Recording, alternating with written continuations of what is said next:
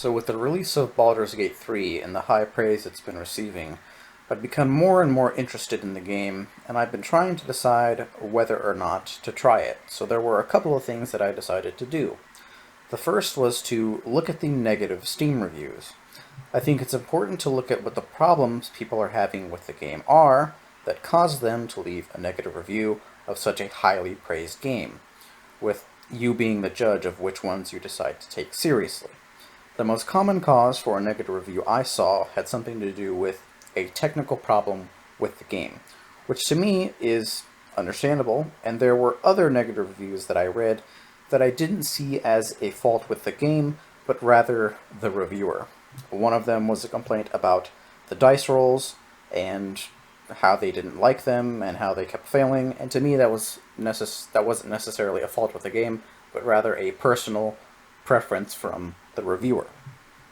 Now, the next thing I did was look through Game Pass and, a couple of the games that are available with game sharing for anything resembling Baldur's Gate 3,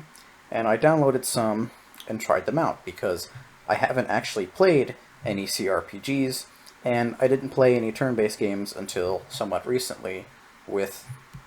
the big one being Honkai Star Rail. The game I ended up trying is Pillars of Eternity 2, Deadfire.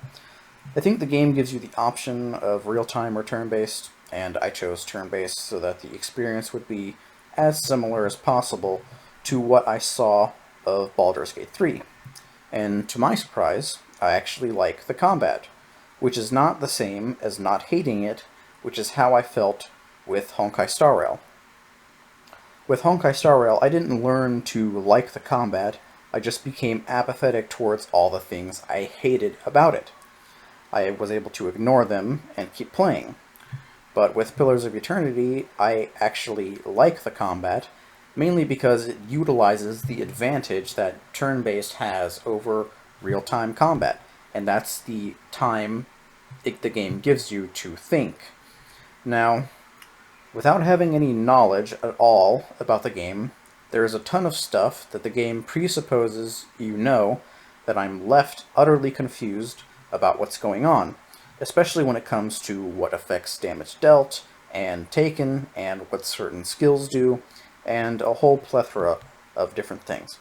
The combat is slow, even when increasing the combat speed, which is due in part to the turn-based nature, but most of it is due to my own inability, due to my lack of experience and knowledge with these games. I think trying new things and being open to new experiences with as little bias as possible is important. If I had just bought and played Baldur's Gate 3 without going out of my way to try another similar game to it, chances are I wouldn't like it, and I think that it would be a shame to miss out on a game as highly praised as Baldur's Gate 3 because of my